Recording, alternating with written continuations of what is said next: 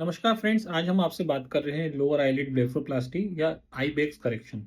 कई पेशेंट्स में जो लोअर आईलिड के नीचे का हिस्सा रहता है पेरी ऑर्बिटल रीजन में, वहाँ पर पफीनेस रहती है या फुलनेस रहती है, जो कि उनको टायर्ड लुक देती है, जिसकी वजह से उनकी उम्र अधिक दिखती है और वो कॉस्मेटिकली पूरे फेस के लुक को खराब करती है।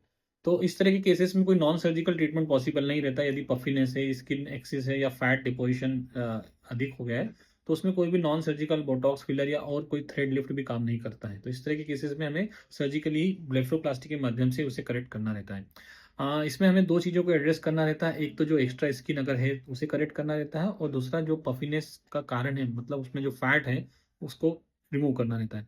उसके लिए हम लोग आंखों की जो पलकें रहती हैं, लोअर आईलैशेस रहती हैं, उसके वहाँ पर एक इंसिजन लगा के स्किन के नीचे जाते हैं, मसल को डिसेक्ट करके फैट को रिमूव करते हैं।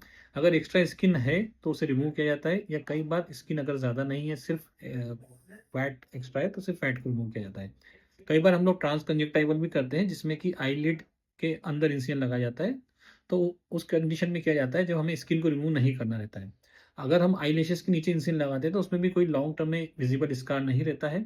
इनिशियली कुछ दिनों तक या हफ्तों तक कुछ स्कार दिख सकता है, लेकिन लॉन्ग टर्म में वो कोई भी स्कार विजिबल नहीं रहता, या सर्जरी का कोई साइन वहाँ पर नहीं रहता है। जो प्रोसीजर रहता है लोकल एनेस्थीसिया में किया जा सकता है, या कई बार हम लोग अगर कोई और पार्ट फेस की सर्जरी करते हैं तो जनरल एनेस्थीसिया में भी कर सकते हैं। सर्जरी का जो ड्यूरेशन रहता है, अगर आइसोलेटेड लोअर आईलिड कर रहे हैं तो अराउंड 45 मिनट्स रहता है। जो सूचर्स लगाए जाते हैं सेल्फ डिजॉल्विंग रहते हैं, जो कि अगले 2 से 3 हफ्ते में डिजॉल्व हो जाते हैं।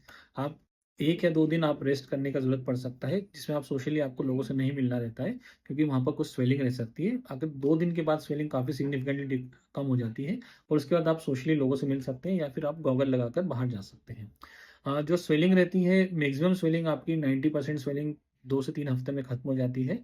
और उसके बाद अगर हल्का हल्का स्वेलिंग रहता है तो अगले कुछ हफ्तों में वो भी इम्प्रूव हो जाता है।